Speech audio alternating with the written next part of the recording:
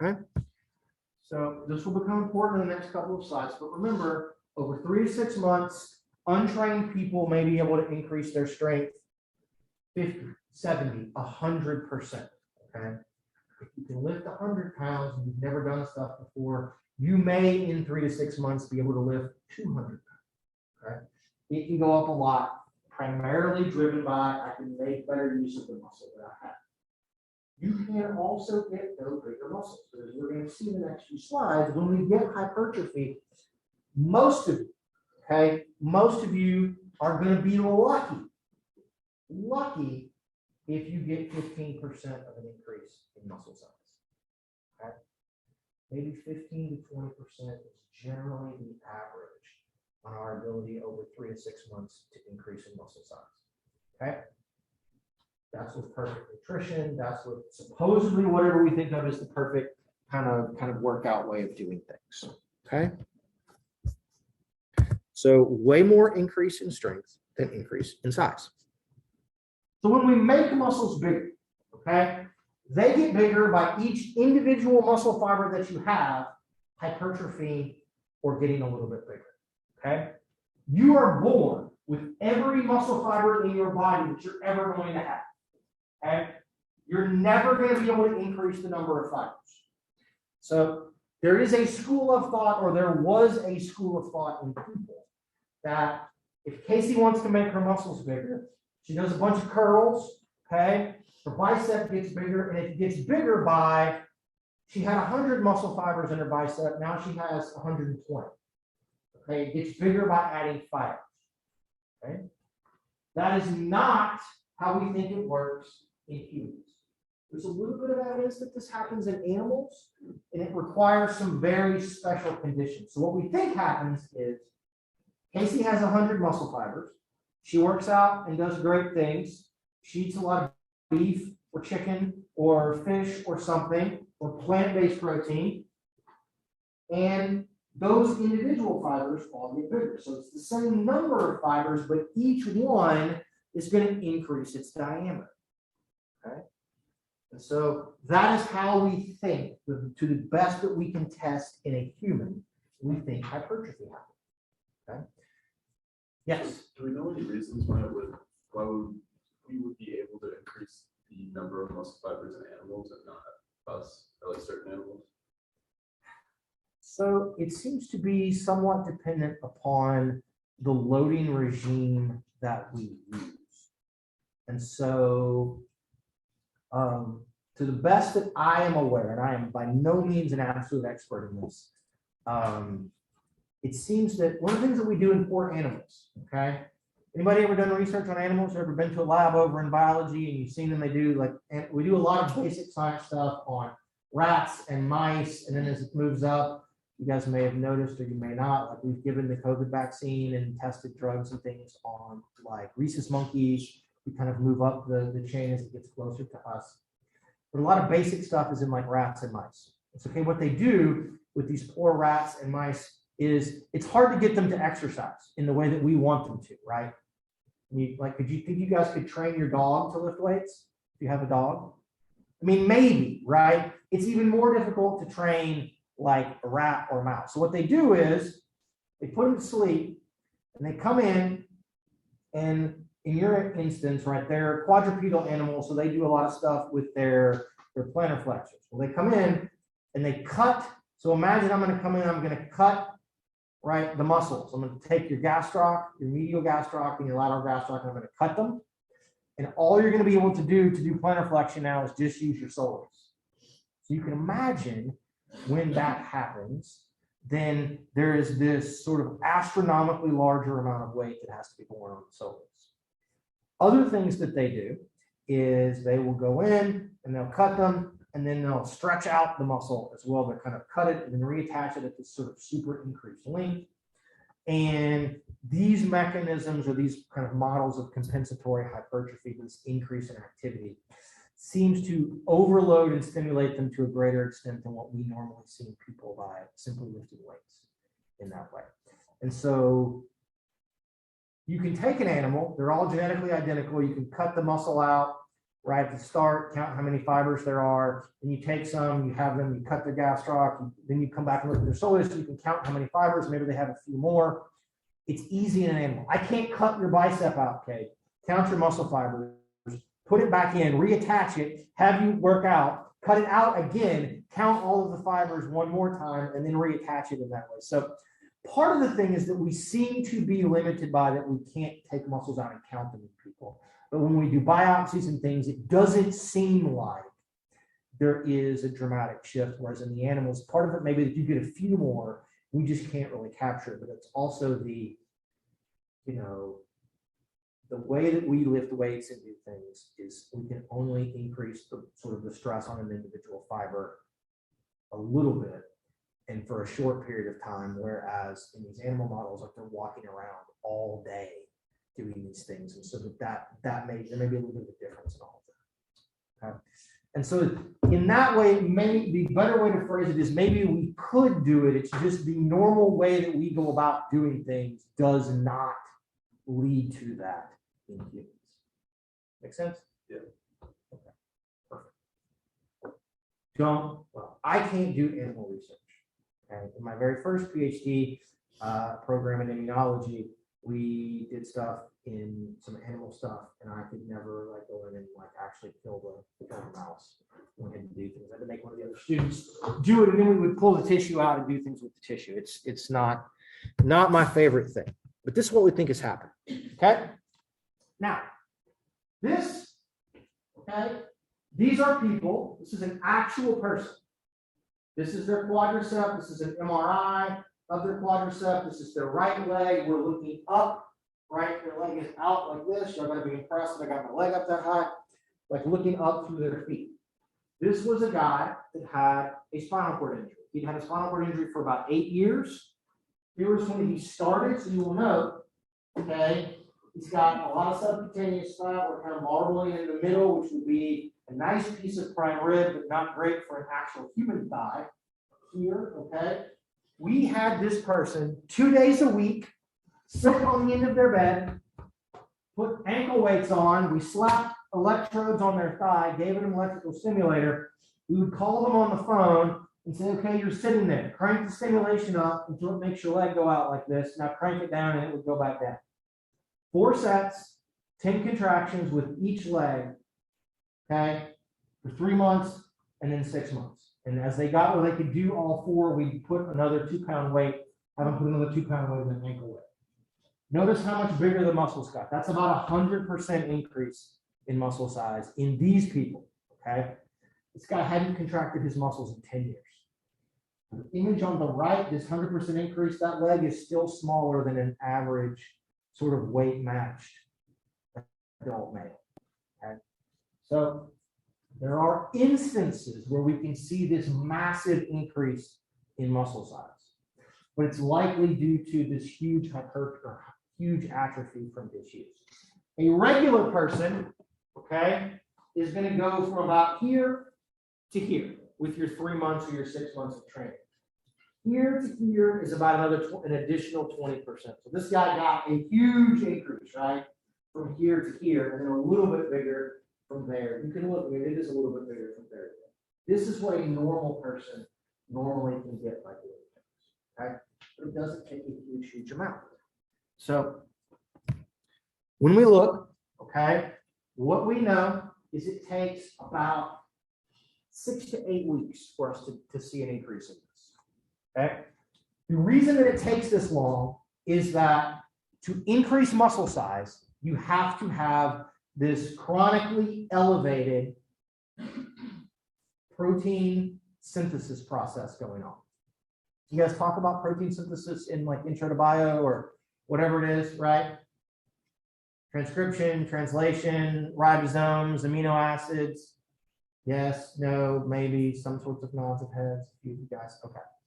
We're not going to get into all of that sort of stuff. But what happens is you do a workout that stimulates the nucleus of those muscle fibers. They're going to then activate the genes that code for actin and myosin and the other stuff that make up those muscle fibers. You're going to make some more of those proteins. Those proteins will get hopefully integrated into that fiber. Okay. You have to do that consistently. Okay. I got to go today, and then I got to go on Wednesday, and then I got to go on Friday, and then I got to go next week. And you have to do this consistently over time before you eventually accrue enough additional actin and myosin that you can noticeably see that the muscle is bigger. Okay. And so it's this idea that we train, that increases protein synthesis, and eventually that protein synthesis leads to more actin and myosin and us having bigger observable muscles. Okay? We assume that there's only so big that Evan's muscles can get. Okay, I'm sorry to break that to you, Evan. Maybe bad news, you may not care. It's all right, you're going to come to grips with that, okay? The reason we assume that there is a limit is because when we test people, and as long as we don't give them steroids, most people don't just grow infinitely, okay? I'm not going to be the Rock. Right? That sort of is upsetting to me in some ways, but he's taking testosterone. He's taking steroids. There's no way anybody at his age should have that much muscle mass. You just shouldn't, right? You look back at what he looked like even like 20 years ago when he was a wrestler, he was very small in comparison to this, much more kind of a natural thing, okay? Most people see 15 to 20%. Occasionally we'll get a big responder, maybe up to 40% or so of an increase in muscle mass. This isn't that much, okay? It's primarily affected by genetics, right? How big Hensley's muscles are going to get is determined by your mom or your dad. I don't remember which one for muscles. Your endurance capacity and your mitochondria all comes from your mom. So if you're a good endurance person, thank your mom. Or if you're bad, be mad at your mom. Okay? It's Valentine's Day, call your mom, tell her you love her. Okay? So affected by genetics. We know it's affected by drugs and steroids. There's only been a couple of studies that have looked at the actual effects of steroids.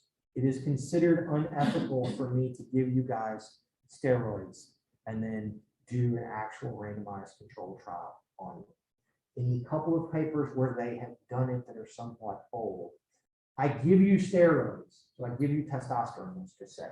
You don't have to do anything, right? We just give Ray testosterone and he just goes big, okay? We give Ray testosterone and we have him go and exercise, and then you look like the Rock, okay? That's how we get to that particular place.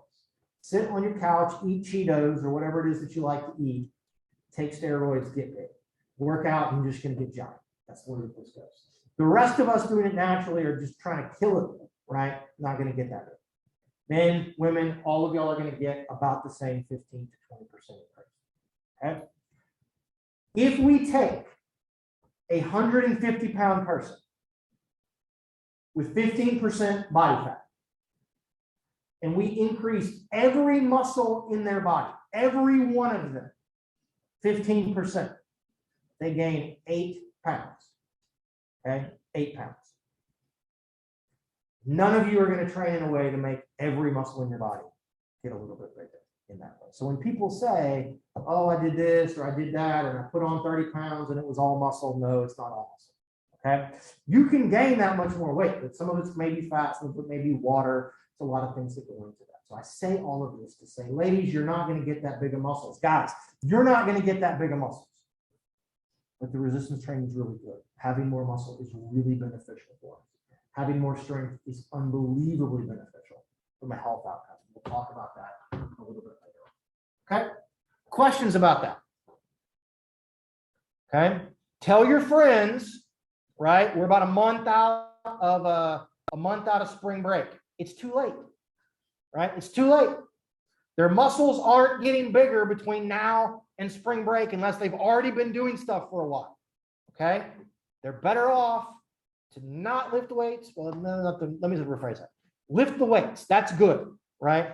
But if they want things to look different, they got to go on a diet now. They're running out of time. Okay, all right.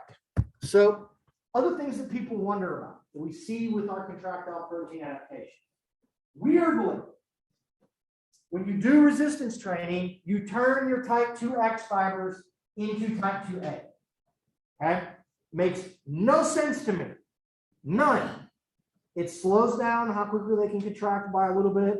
It may actually limit their ability to produce force per the muscle size just a little bit. The 2Xs are so metabolically inefficient that if you do anything where you make them work, you're going to turn them into 2X. Okay? Other people want to know, are there differences in how much hypertrophy we can see among our different fiber types? And the answer is a little bit complicated. Okay? The general answer is that we think every fiber type 1s, type 2Xs, and type 2As can all hypertrophy. And they can probably all hypertrophy to a relatively similar extent. Okay? But there's some limitations. Okay? When Michaela walks around all day, Michaela, do you walk around some? I'm looking at Michaela, she has a 13.1. Like you've run a half marathon at some point, I assume, right? So Michaela walks around a fair amount.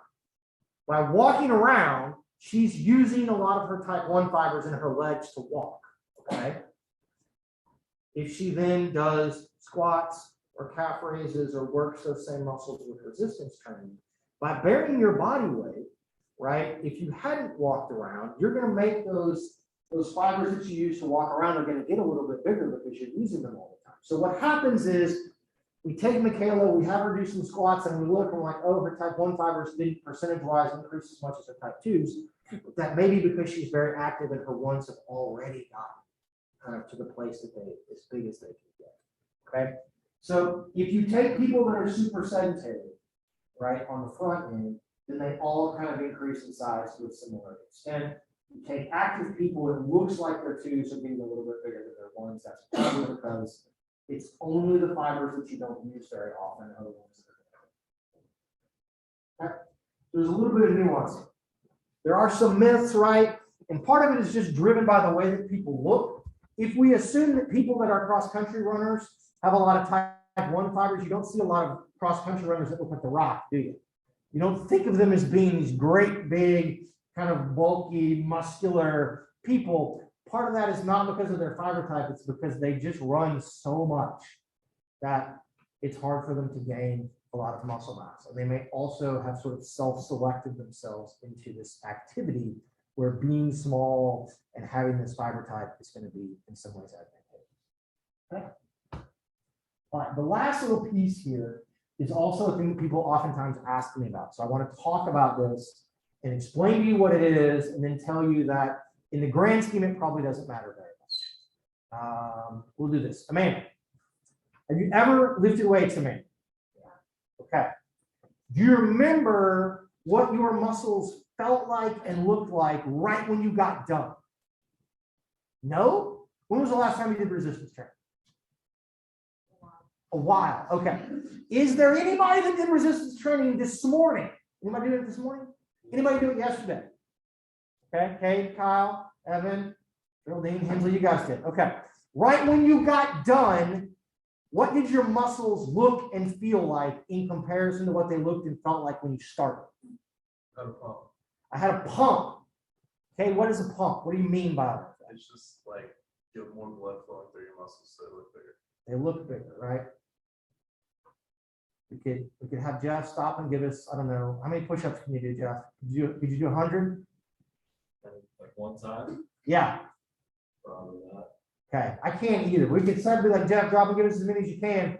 When he's done, his delts, his triceps, some of his chest muscles are going to, if we measure them, they're going to be bigger than they were when we started. We call this transient hypertrophy. Okay. Transient hypertrophy, the bros or the lay people refer to it as Kate as the pump. Okay. I worked out, look at this, my muscles look bigger because they're bigger.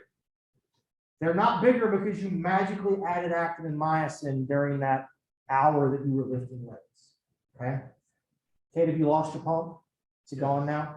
Yeah. Okay. Already gone. Within a couple of hours, your muscles shrink back down to their regular, normal size. Okay. Transient hypertrophy is due to edema. Okay. When you exercise, you raise the blood pressure and the intramuscular pressure. You increase metabolites in those muscles. And we're going to go back to chemistry. You guys heard of oncotic and hydrostatic pressures? Remember what those are? Hydrostatic pressure is water pressure. As blood pressure goes up, the pressure of the sort of in the blood is higher than the water pressure in your muscle. Water wants to move out of the blood into the muscle. Oncotic pressure is charges metabolites. You raise oncotic pressure inside the muscle. It wants to pull water out of the surrounding tissues to try to balance all of that out. So you exercise, you basically drive fluid, you drive water into your muscles. They swell up a little bit. They look bigger because they are bigger. They're not stronger or anything else. They just look bigger. And then when you recover from exercise within a half an hour or an hour, hydrostatic pressure goes back to normal, oncotic pressure goes back to normal, and it all goes away. And you're like, oh, I was so swole this morning, and now I'm back down to regular size.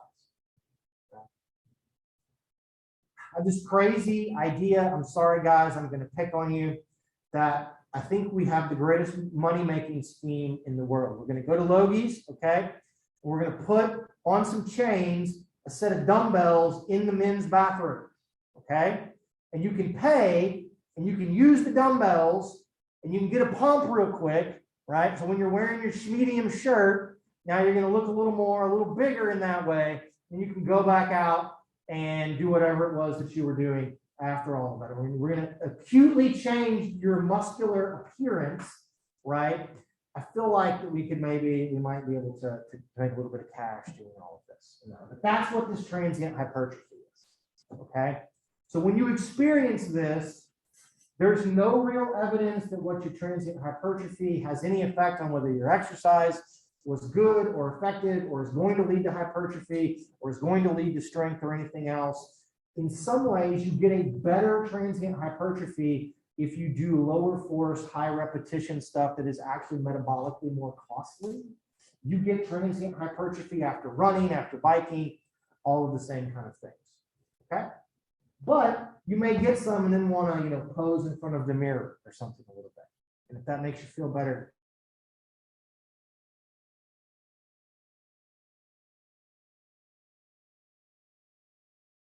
okay, let's look at this. So we've already talked about this very briefly. So in the animal models, the idea that you have muscle fibers and they split and you get more muscle fibers, it's called hyperplasia. Okay, it's called hyperplasia. So I have one fiber, when I resistance train, it splits into two fibers, and so now I have a bigger muscle because I went from one fiber to two, or I went from 2 to 4, or something like that. Okay. We've seen it in cats and mice and some things. It doesn't go up very much, as I told you guys. We may be limited in humans because it's hard for us to actually measure, but we don't have a lot of good evidence. What we do think, though, and again, there's limited evidence on this, is we think that taking steroids may actually lead to hyperplasia. Okay, and so this may be one of the ways. We think your number of muscle fibers may be one of the genetic determinants of how big your muscles can get. If you are born as a person that has lots of very small fibers, as opposed to a person that has a fewer number of fibers, but they're all already a little bit bigger, maybe if you've got more fibers that are small, they can all increase like relatively to a greater extent. And that may be why somebody gets 20% and somebody else gets 10%. When you take steroids, then if you can get fiber splitting, not only do I get hypertrophy in the number of fibers that I have, but now I get more fibers. So I get kind of a double whammy. That may be why that removes some of that genetic limit by taking steroids. A lot of that is conjecture from doing dissections of people that have admitted they've taken steroids that have died and counting their muscle fibers in comparison to sort of other age and activity matched cadavers and things as well who didn't take steroids. So there's some evidence to a little bit of this. Okay. My view is that it probably doesn't occur, or if it does, it occurs on a very small scale and doesn't make an appreciable contribution to increases in muscle size in people. Okay. So I'm sorry, we all have the number of fibers that we're going to have. It still blows my mind, right? I look at my daughter and I'm like, she's 3. She's got every muscle fiber she's ever going to have. And yet she's like, she's big for her age, but she's like half my life size. And she's just little baby. Right? Babies, right? One of our grad students, they just had a baby last week. and they had her in, which I would not have advised. I'm like, you realize the baby has no immune system, right? They had him in, and he is like here, like teeny tiny little man. He's got every muscle fiber he's ever going to have, right? And that part just kind of kills that. They're going to grow with us as we move around. Okay. Anybody ever heard of myostatin? Hayden's heard of myostatin. Okay.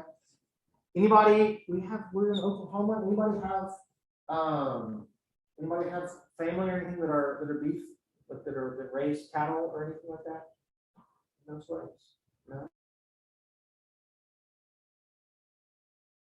Blue bull. Okay. This bull has never lifted a weight in its life. Okay. He just grew up and is completely shredded. Okay. This bull lacks something called myostatin. Okay. Myostatin is a naturally occurring protein, and it works as, again, I'll mark myself as a southerner. Anybody ever watch NASCAR? Okay. A few of you guys do. Okay. On some of the tracks in NASCAR, you have to put a thing called a restrictor plate on your car. And what it does is it limits the amount of RPMs, it limits the amount of horsepower. The cars can only go so fast because it's dangerous otherwise. Okay? Myostatin works this way in your muscles. It sets a limit. Okay? Part of the reason your muscles can only get so big is because of your naturally occurring amounts of myostatin. Okay? All of you have different amounts of this. It's determined genetically. Casey has a certain amount, Julianne has a certain amount, Sophie has a certain amount, TJ has an amount. They may all be very different. Okay. If you have a very low amount of myostatin naturally, you are going to have bigger muscles, okay, than someone that has a lot of myostatin. Okay. So we think myostatin exists to limit muscle size to help protect bones and ligaments and tendons and things from injuries. One of the hallmarks of people that take steroids is they have lots of ligament and tendon and soft tissue injuries because their muscles get so big so fast that they increase all of that faster than their ligaments and tendons and bones can. And they can't keep up. So you're applying too much force on a tendon, so the tendon rips, or too much force on a bone. Remind me when we talk about bone to tell you guys about the time that we were stimulating a guy that had a spinal cord injury and we fractured his femur. Okay? He was there, we were making his quads contract, and we broke his femur during the contraction. You could just hear it. Kind of like a gun going off, just pow. In some ways, lucky for us, we were right outside of a magnet with MRI machines. We could put him in there and conform it, and he couldn't feel it, and we were in a hospital. So they were just like, whatever, it's fine. We'll go in. And they, put a little bolt in it, and he was perfectly fine. They have very low stuff. We'll talk about that. That's what we think myostatin does. Okay. This Belgian blue bull, no myostatin. It is myostatin deficient. Okay. So it has these giant muscles. You want to do something fun? Google the myostatin dog. Google a myostatin mouse, or a myostatin rat, or a myostatin cat. They all exist. Okay. There are people that have basically no myostatin. Okay. There are little babies that have no myostatin, and you look at them and they don't look like the Michelin tire man. They look like they have actual muscles. Okay, it's crazy, right? And so there's some very famous examples of this. There's some kind of well-known Olympians, especially sort of Eastern European Olympians, that they selectively try to find them. They don't have myostatin, and then you take mom and dad who have very low myostatin, so their kids have even lower myostatin and those kinds of things. So you can measure this, but when you have this, or you have a lot of this, you're going to have not very big muscles. When you have very low of it, you're going to have naturally occurring very, very big muscles. I am sure, and it's probably the Russians that are doing this, I am sure there are people that are attempting to increase their muscle mass by giving you a drug that will block the effect of your own naturally occurring myostatin. That's what I would do. I was, if I was on the front line of chemistry of trying to enhance people's muscle mass without giving them a detectable steroid or something like all of that, if you can block your myostatin, you'll get bigger muscles. Okay? I'm sure it's out there. I'm sure there are people that are trying to do it. Okay? But it's kind of fun. Anybody Google the dogs or the cats or things? Okay. Yeah, it's weird. They look really weird. Like they're like, there's too much muscle. Like there's not a, it's strange. You do the little mice and like you can find them, like dissecting them, and you have like this one little tiny mouse, and then there's this giant, like really sort of huge beefy mouse next to it. Okay, so that's Milestone. Let me think about this. We've already really talked about neural adaptations. Let me walk you guys through what we see here. Okay, between neural and contractile protein adaptations. So if you can get 100%, right, you get 100% increase in strength. Early on, so here we have the time in weeks that you're training. You start, here's a month in, here's 2 months, here's 4 months, here's way out, years and years later, okay? What you see here is not a graph of your overall increase in strength. It's the percentage of the strength increase that has come from increases in recruitment and firing rate or increases in muscle size.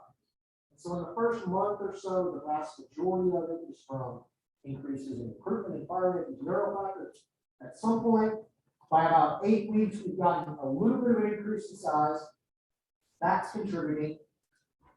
The contribution from the neural is going to start to dip a little bit because you can only recruit so many fibers, right? At some point, you're going to kind of top that out.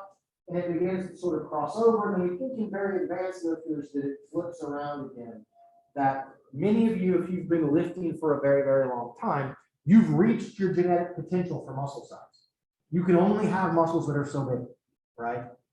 And once you get to that place, the only way you can then increase your strength any further is to find some way to get some additional increases in neural adaptations. And there's a limit on all of that as well. So all of you have some genetic potential for size and for strength, okay? And so it becomes really difficult. You can't just indefinitely increase your strength or indefinitely increase your muscle size. Or we'd all walk around looking like The Rock, or somebody that the guy that played the mountain. If you're a Game of Thrones person, the guy that played the mountain that was like 8 foot tall and 500 pounds or whatever, but looks like a regular person at that size. We just can't do that. Okay? This is going to have an effect. I'll make this point too. This thing out here, people that are advanced lifters, if you've been lifting for a long time, this has an effect on what you need to do when you train after you've been training for a while. Okay, we will talk about maybe a little bit today and definitely more so on Wednesday that your adaptations are specific to whatever it is that you're doing. So whatever you're doing, you're going to get better at that. Okay.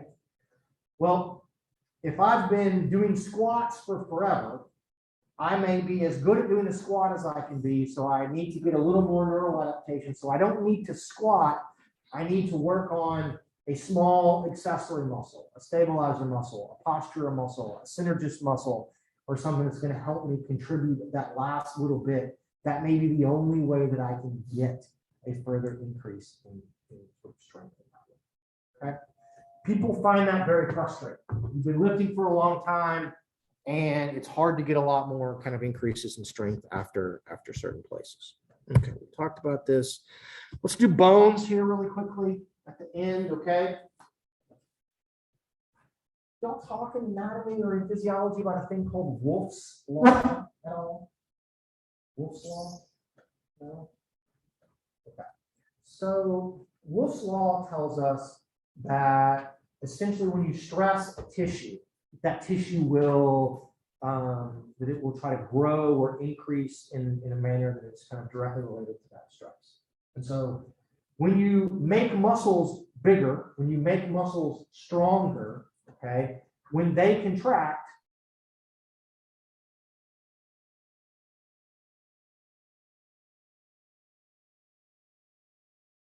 okay, I'm going to do a squat. When I get down like this, okay, I'm near parallel. I have weight that's mostly down through my hips. So imagine that my femur is stretched like this, but most of the weight is on the back end of my femur, okay? Now your femur, you can't tell it, but it flexes just ever so slightly when you put all of that weight off kind of on one end, okay? When I do knee extension or I do plantar flexion or something, when you have origin and insertions that are not exactly kind of right in the middle of a bone, they may be slightly on one end or the other, when you contract, you flex those bones, okay? When I do a squat and I go up here, I'm compressing my vertebrae, right? There's some pressure trying to mash them together, all right? When you do anything where you have rotational movements, then you're putting what's called torsion on the bones. You're trying to twist them around. All of that stress, okay, if it gets high enough, can lead to those bones fracturing. How many of you guys have broken a bone? Okay, Casey and Evan, it's just the three of us. Okay, Casey, what bone did you break? Am I asking? I've actually broken 9 bones. 9. Yeah. Okay, well, this seems like there's a story here. Do you break them all at the same time, or? No, I broke a bone every year until I was 10. Oh, wow. Okay. So the one that you remember the most, what bone did you break? What sticks out the most to you? My humerus. You broke your humerus, okay, up here. Okay. Evan, what about you? What bone did you break? I broke my radius. You broke your radius and your ulna. Okay. Nobody broke your femur? Okay. Good. All right. Anybody, I was going to say, usually, you know, I could probably pick any of you and I could break your fibula right now just by kicking you. Okay. Your radius and your ulna are easier to fracture than your humerus, which is easier to fracture than, say, your femur. Your fingers are easy to fracture, right? Muscles that generate lots of force are attached to bones that are then going to have to bear a lot of force, which leads to those bones having greater mineral density, more calcium in them, which makes them harder to break. Okay? Every time you run, or you walk, or you jump, or you lift weight,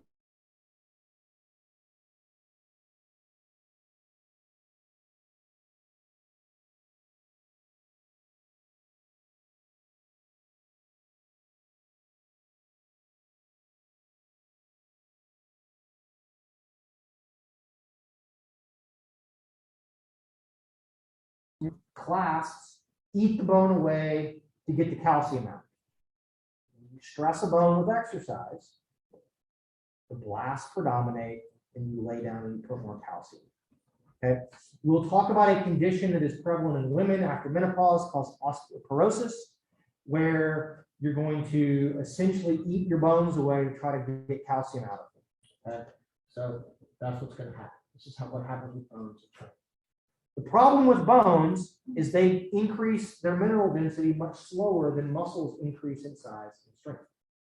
It takes 6 to 12 months to get increases in bone mineral density. Okay? So this causes us some levels of problems. If you have low bone mineral density now, then it's going to take quite a while for you to be able to get some more out of all of that. There's a reason Casey broke a lot of bones before she was 10. Right? Little kids, they have less calcium. Their bones are not as dense as older individuals are. Okay? So your bones that bear the most weight consistently are going to be the most difficult ones to break a lot of the time. Your fibula is basically like a twig out here, right? I don't know why it's here, but I mean, it doesn't bear very much weight. Most of all of that, right, is on the tibia. And so I can walk up and just kick you in the fibula and you'll probably snap it in half. Okay? I can't kick you in the tibia and break it in most people. Okay? I can't break your femur. Right? So we broke the guy who had a spinal cord injury femur because he'd been unloaded for forever. He lost a bunch of bone. All right, we'll talk a little bit more about this when we get into osteoporosis and things later on. Okay. So this is what bones kind of look like. They're porous. When you have more calcium and more density, the matrix is going to be a little more solid. It's going to have look less like all of this. This picture is really freaking me out. I don't know why. In this way, this bone is easier to break or fracture than this one. If you guys care about knowing like what your bone mineral density is, You need to be on the lookout for studies that we do in our department where you get a DEXA scan, and you can know your bone mineral density as well as your muscle mass and your fat mass and all of those things. It's good to know that now, so you know if you're at risk or not at risk with everything. Is there a question? Okay. So connective tissue does roughly the same thing that bones do and muscles do. Your ligaments and tendons have collagen primarily in them. And when you train, you're going to increase as you stretch those things and stress them, then you're going to increase collagen production in those areas. And as the collagen production goes up, then they're going to become thicker and more elastic. Okay. And so again, these things you can get more connective tissue, you can grow your ligaments and tendons a little bit faster than you can grow bone, but it does sometimes lag muscle and strength increases to some extent. Okay. Interesting research on all of this on giving people gelatin. You guys ever heard of like gelatin? There's like gelatin powder and things that you can give it. You don't want to know where it comes from. Nope. Okay. But if you supplement with gelatin, it seems that you may be able to increase collagen and things in your ligaments and tendons. So there's a lot of stuff in having athletes take gelatin as part of their recovery process and trying to strengthen ligaments and tendons on the front end so that we can limit our chances of having ACL, MCL, kind of ligament and tendon injuries and those kinds of things. Okay. Does that work with collagen supplements or like a greater degree? It would depend upon what the collagen supplement is, I think. There's some really interesting work that people do. It's at the University of California at Davis on some of those, and I'm not up on all of it, but they have compared sort of different kind of dosing patterns and different stuff like all of that. And I feel like that the gelatin seems to work the best, but I'm not 100% sure how and why that's different than just kind of like a more straight collagen supplement. Okay. So, good questions. Okay. Talk about this. So the disuse part of this at the very, very end is pretty simple. Okay. When you don't use muscle, it shrinks. When you don't use muscle, your strength goes down. Okay. You lose your neural adaptations really, really quickly. Okay. You can lose muscle size really, really quickly. Okay. So all of the things that tend to go up when we train all go back down when we don't train. And they tend to go down faster than they tend to go up on the other things. Okay? Things that are really, really kind of important. We'll talk a little bit more about some of these things as it relates to aging and kind of how physical interactivity contributes, this disuse of activity contributes to some of these things and some of our pathological conditions later on. Okay, so we talked about injury. Did I really do this? I did not realize that was all in here. Okay, so let me hit a couple more things really quickly, and then we'll take a break. I want to introduce a couple of kind of concepts, and then we'll talk about how those ideas may contribute to increases in strength, because there's a lot of debate about all of this. Okay. So there's an idea of something called volume, okay? Volume. I always worry talking about volume because it seems the bros get really worked up about volume. But in a very general sense, volume is the amount of weight that you're lifting and the number of times that you're lifting. Kind of multiply those things together. So weight lifted multiplied by sets and reps, okay? So I can do a lot of volume by doing a lot of reps and a lot of sets, or I can do a lot of volume by lifting a very heavy weight at more kind of a moderate rep or set range or something like that. Okay. So one of the things that we'll talk about on Wednesday is if you want to make your muscles adapt, you want them to get bigger and stronger, you need to do a thing called progressive overload.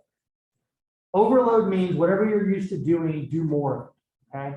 Whatever Abby normally does. Abby, do you lift weights at all? Sometimes. Sometimes, okay? We need to take Abby sometimes weightlifting and overload her by, we're going to always lift weights, okay? Or if you normally lift 10 pounds, let's lift 12 pounds or 15 pounds, okay? Increasing volume in some very kind of simple mathematical ways leads to overload, and it's this overload that tends to lead to the increase in strength and the increase in size. Okay? Those are the things. That's the idea of volume. Volume is not always the end all be all of increasing strength and increasing size. More is not always better. Heavier is not always better than somewhat lighter. More reps is not always better than fewer reps. More sets is not always better, right, than fewer sets. Okay? But in a very general sense, if you make volume go up, then we're going to get some adaptation. Okay?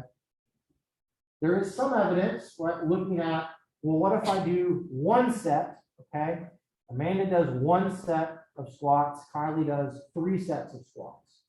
Who's going to get, so Kylie has more volume, who's going to get bigger muscles, who's going to get stronger and faster?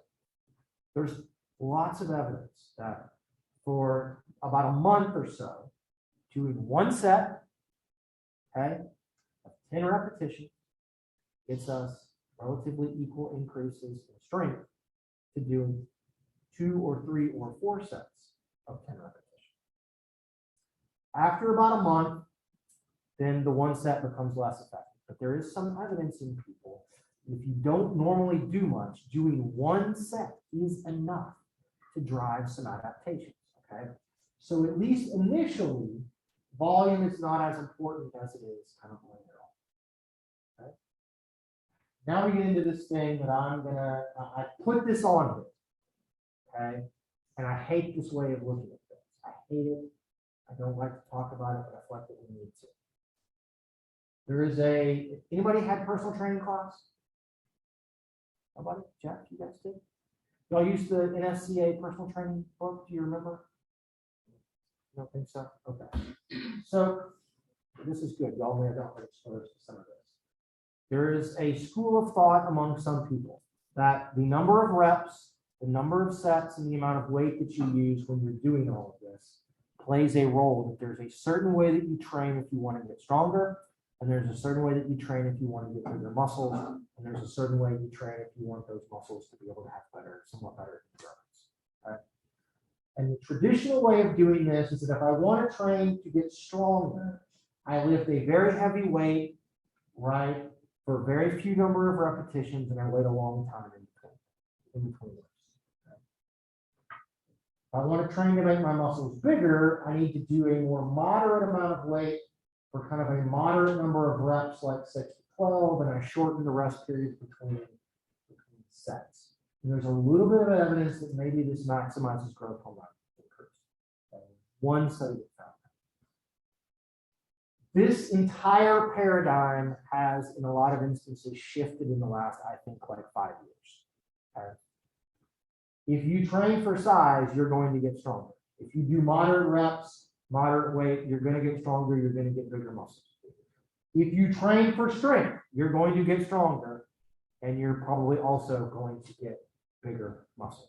Just training makes you bigger and stronger. Okay? If you really care about strength, then you need to lift very, very heavy, because that causes the largest neural adaptation. But from a size standpoint, there's some evidence that lightweight, moderate weight, heavy weight, we can manipulate things to where it all kind of works roughly the same. Okay? So this is a little bit of an outdated way of thinking about things nowadays. Okay? But it's still very, very, very prevalent in personal training, strength and conditioning kind of things. So that we're going to do, I'm going to train for strength for this 6-week period. I'm going to train for size for this kind of period. That's not always so. Okay. Questions? Comments, concerns, anything? Okay, let's pause here. We'll take a 5 or 6 minute break until 11:45. Samantha wants to know when our first exam is. I'll get to that, Samantha.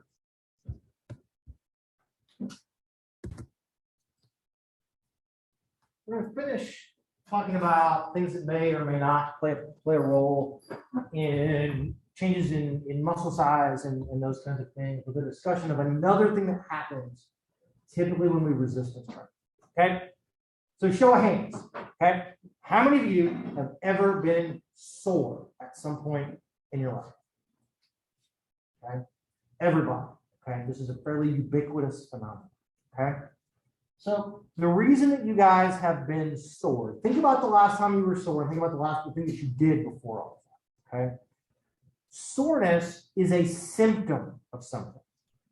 It is a symptom of what we call muscle injury or muscle damage, specifically activity or exercise-induced muscle damage.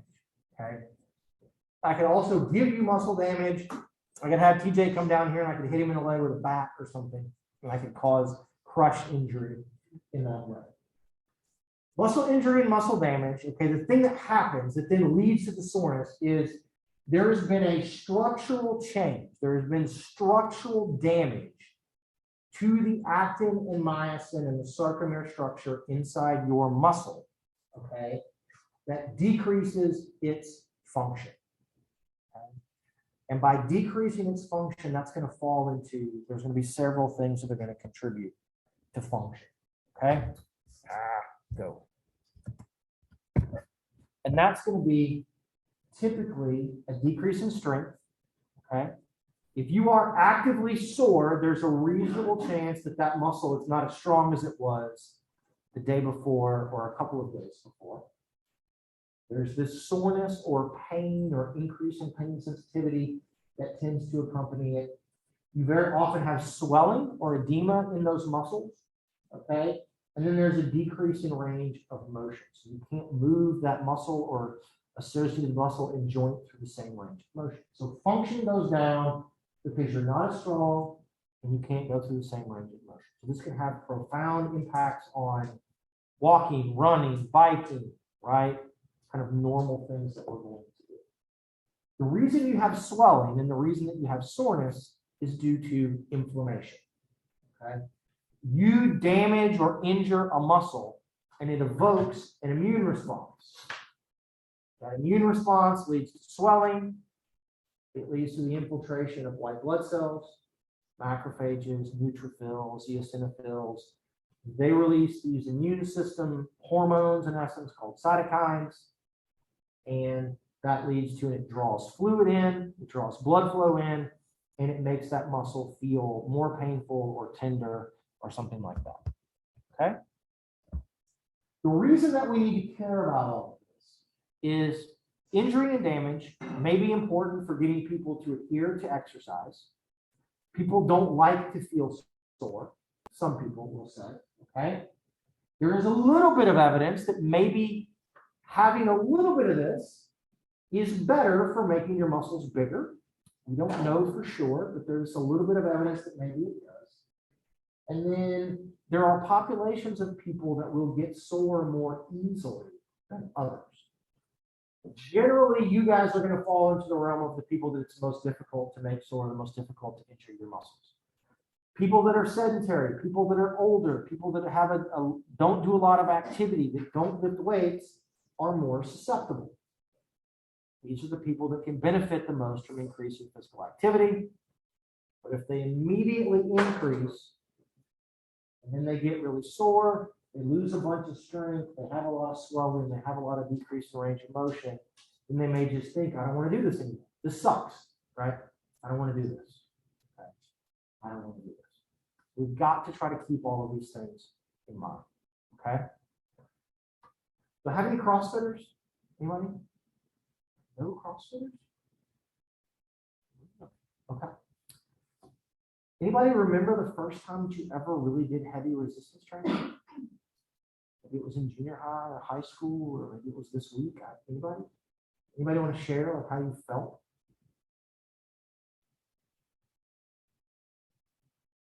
Really, guys? Sophie, anything? You ever lifted weights in your life, Sophie? Yeah, not with heavy. Not like heavy. Have you ever been sore from lifting weights? Yeah. Yeah, but not like really, like not so bad that you couldn't like, manage things? No. Okay, Sophie's so you're my brain is not working right. Sorry, I've run out of blood glucose.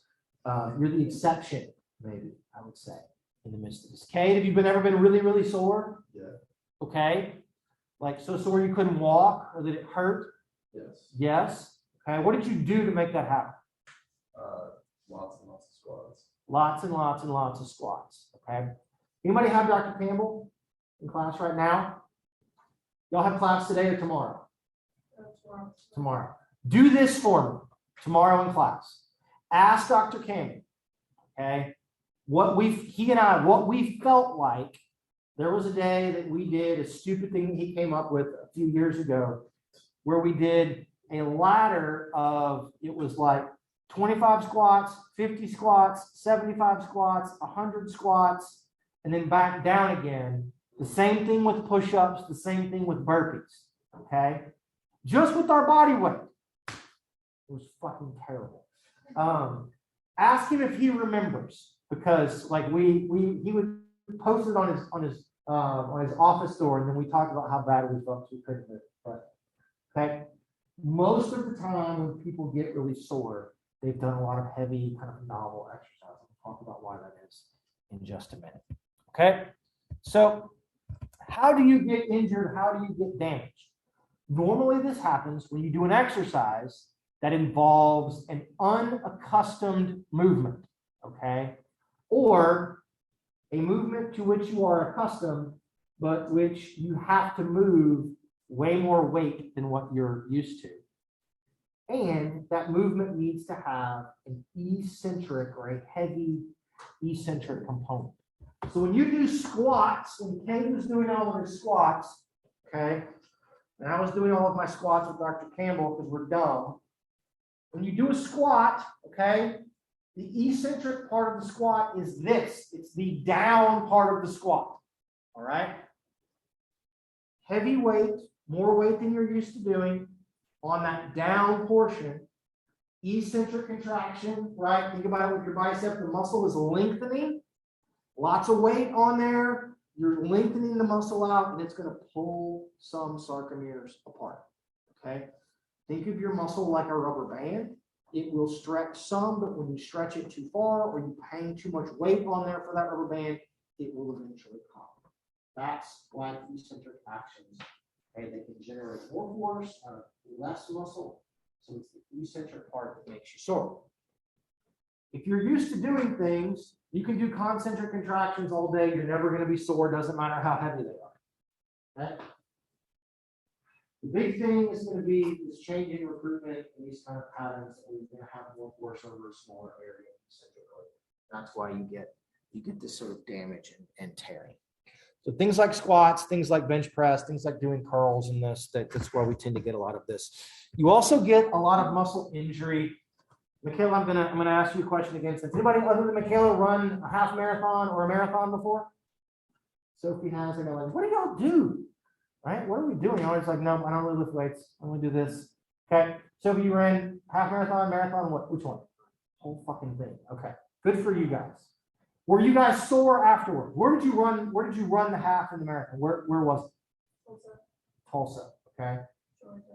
Where in Georgia? In Savannah. Savannah's pretty flat. Okay. We're in Oklahoma. There's not that many hills. Okay. Were you guys sore after running? Yeah, a lot. Okay. The other thing that we do where you get a lot of soreness is when you run downhill. Okay. When you run downhill. Because when you go downhill, eccentric contractions with your quads. And so lots of force, lots of speed, that can do those things repetitively over and over again in the midst of that. I grew up in Northwest Arkansas. If anybody has ever been to Fayetteville or Rogers or Bentonville, it's hilly. It is not like here where it's flat. Okay. Michaela was in Savannah, Georgia, relatively flat, where I went to school in Athens, very, very hilly. You try to run there or bike there, lots of hills, you're going to get sore. Oklahoma, a little bit less so. It's pretty flat here. Okay.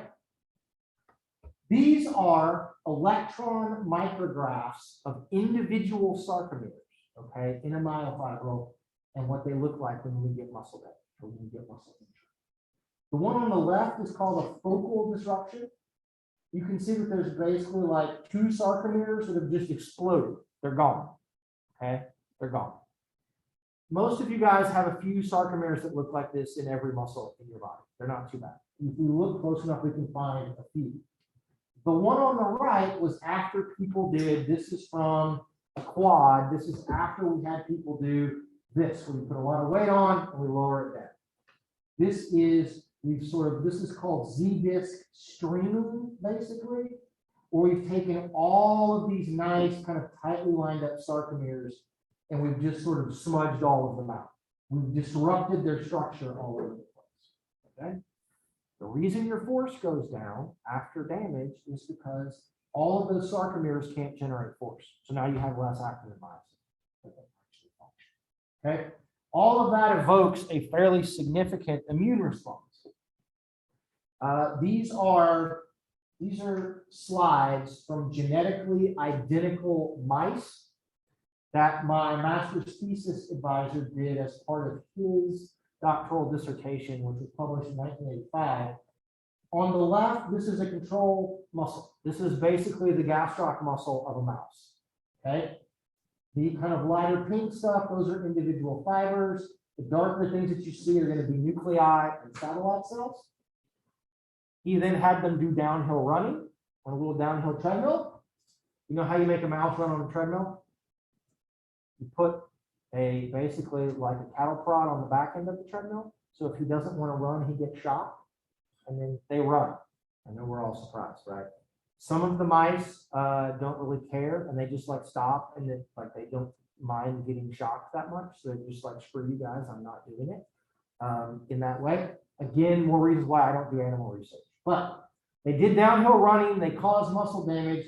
Here is day 1 afterwards. Note that some fibers, this is in roughly the same place, some fibers are just gone. Look how big these things are, they've all swollen up, okay? This is edema, increase the fluid. Some of the fibers are already just gone. We damage them, and they just sort of explode, and they go away, okay? Here's 2 days after. These are not nuclei. These are white blood cells. These are neutrophils and macrophages, mostly macrophages that have come in. You can see a few fibers that are left. If we wiped out most of these things, all of these macrophages are going to come in. They're going to bring in more fluid. They're going to sensitize pain. Afferent nerve fibers are going to be out here. This is excessive. Okay, this is excessive. Most of the time when you do things, it doesn't look quite like this. This is really, really excessive. Okay. Here we're going to get 3 days after, starting to come back a little, still lots and lots of white blood cells. 4 days, 7 days, it's beginning to look kind of normal, okay? In these animals, by about 10 days afterwards, things are pretty much all the way back to normal. In us, it may take a little bit longer. Okay, it may take a little bit longer on those things, but this is what's happening inside your muscle when you're sore, okay? These are some data in people. This is in the bicep.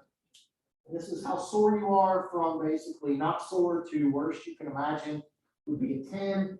This is after doing sort of, I give you weight, lower it down, lower it down, lower it down in the bicep, make it quite sore. Most people tend to be sore for pretty badly for 3 or 4 days after a given amount of exercise. You're not sore right after you do something. It usually takes about 24 hours or thereabouts before it begins to come on. A lot of people, it will worsen for a couple of days, and then it will begin to kind of gradually come back down, and you will feel better, okay? This is because the immune response is delayed, okay? It's delayed. It takes anywhere from 24 to 36 hours to kind of maximally ramp up the immune response to that tissue damage to therefore get the swelling and things that are going to cause all soreness, right? And it's going to tend to kind of come back down.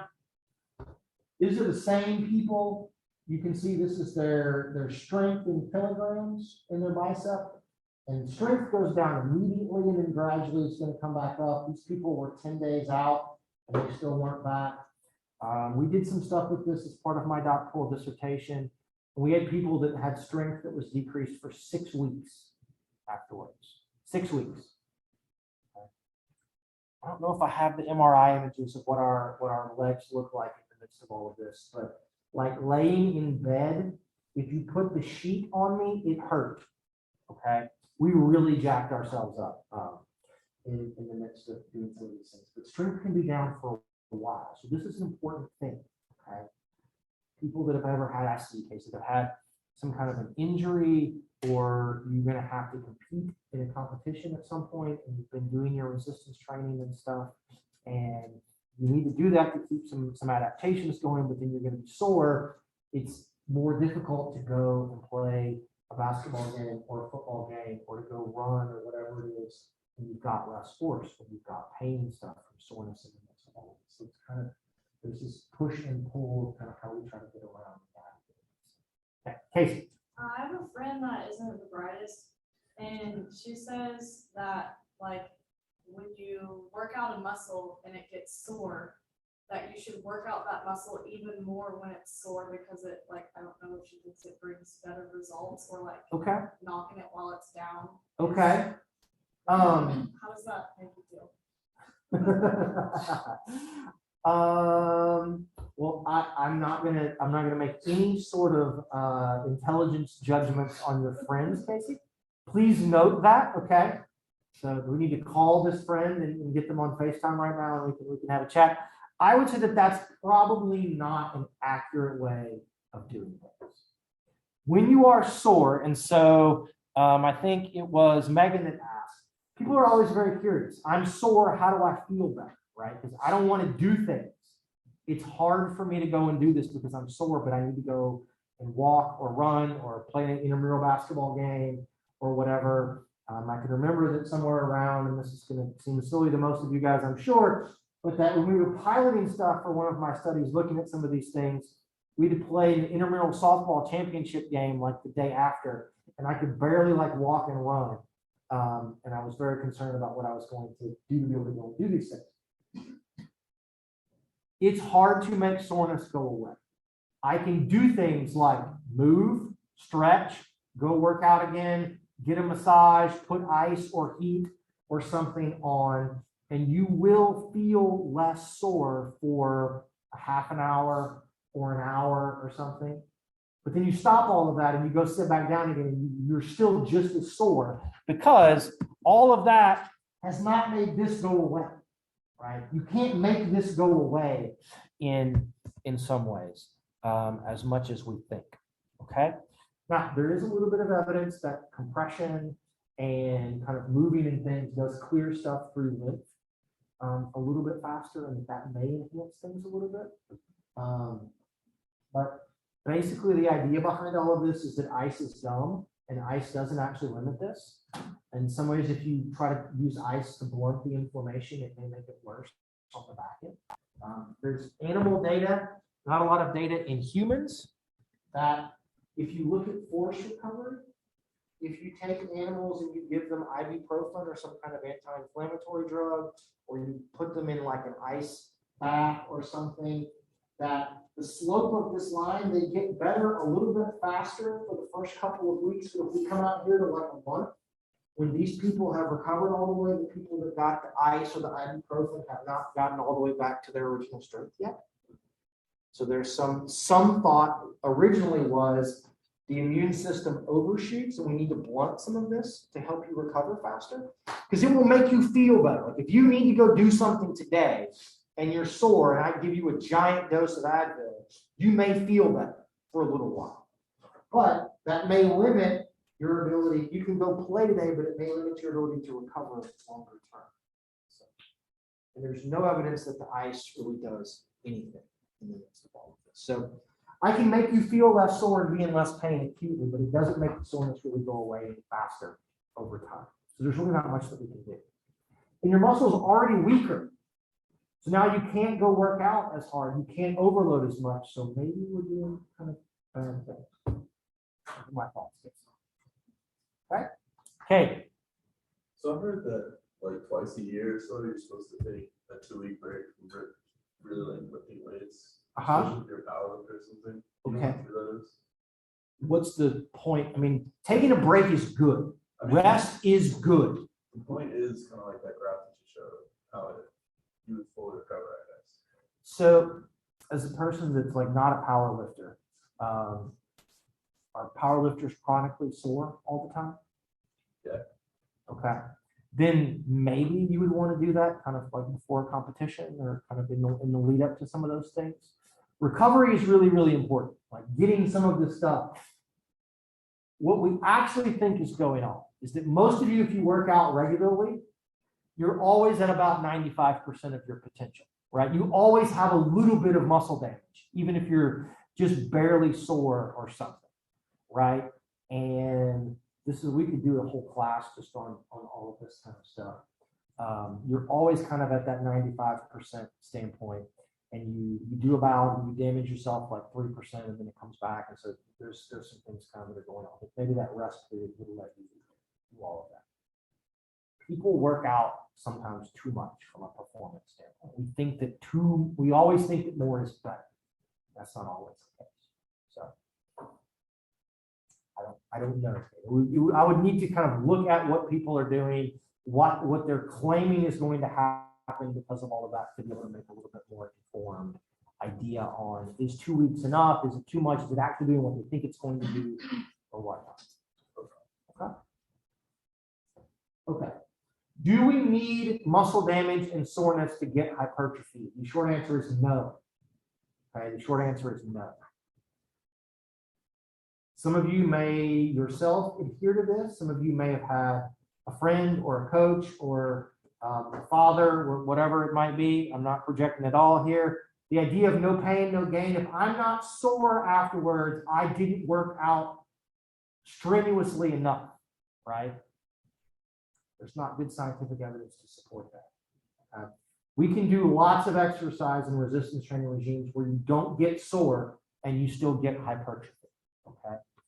What we do know is we can get hypertrophy in the absence of injury, but doing resistance training that has an eccentric component, which is most resistance training, okay, that you guys do, may cause a little bit, the eccentric contractions when you're doing heavy resistance training may cause a little bit of damage. What happens is that you work the muscle enough that you get a little bit of damage, but it overloads all the fibers that don't get damaged, and it maximally activates them to hypertrophy. So there's a little bit of kind of gray area in the midst of all of that. Okay, but we can get all of this without that. You don't have to have the immune response to activate satellite cells and to drive protein synthesis. Okay, so that doesn't have to be the case. You can have had a good workout even if you're not sore. Okay.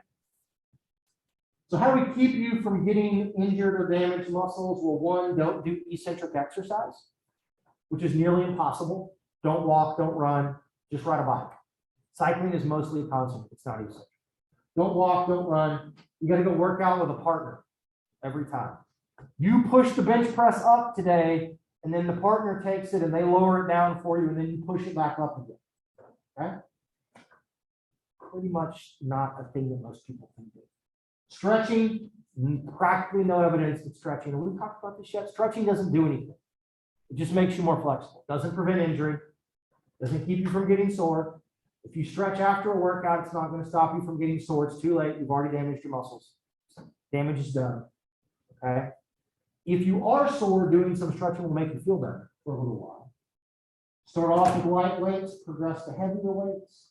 Probably the single best way to prevent muscle damage is through something called the repeated dot effect or the protective effect. Okay? So think about a time when you did something where you got really sore, and then if you waited a couple of weeks and you did it again, did you get nearly as sore the second time you did it? You almost never do. This is called the protective effect. Okay? Once you've damaged a muscle, the fibers that come back are stronger. They have better structure to them and those kinds of things. And so doing that exact same bout of exercise a second time generally leads to much less damage, therefore much less swelling, inflammation, and soreness. So there is a school of thought of people that you're going to start a new exercise regime. Okay? None of you are CrossFitters. I'm going to take Hensley and we're going to go to CrossFit and go to Coda today. You want to go? I've never been. I'm always fascinated by, like, I don't know. We're going to go to CrossFit. And rather than easing our way into it, it's like, you give us, we're going to flip the tires as many times as we can. We're going to do as many terrible kip ups as we possibly can today, right? We're going to kill it and be super sore tomorrow and for like a week. But now we've blasted all of our muscles, and so we're going to have this protective effect going rather than kind of easing our way in the midst of things. There's some thoughts on all of it. Okay. That's how we can limit it for the most part. Okay. Probably a pretty good day's worth of stuff. Okay. So we'll stop here. On Wednesday, we're going to start talking about actual testing and programming for muscular fitness and sort of resistance training. Okay. So what I want you guys to be ready for, we're going to do some of this in class, is if you do a workout of some kind with weights, bring that workout. Okay. Bring that workout. And we'll talk our way through some things. We'll do a couple of in-class assignments as it relates to that and figure out who's doing good stuff and who's doing less good stuff. Okay. Again, happy Valentine's Day. Safe, make good choices, et cetera, et cetera, et cetera. Call somebody, tell them you love them today. Whoever it is. Please, if I could get make sure you keep your name tag and bring it back. If I could get the scissors and the Sharpies, that would be awesome. Thank you.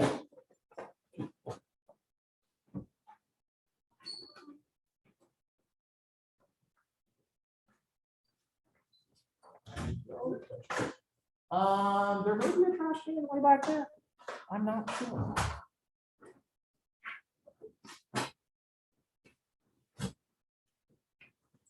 Thank you.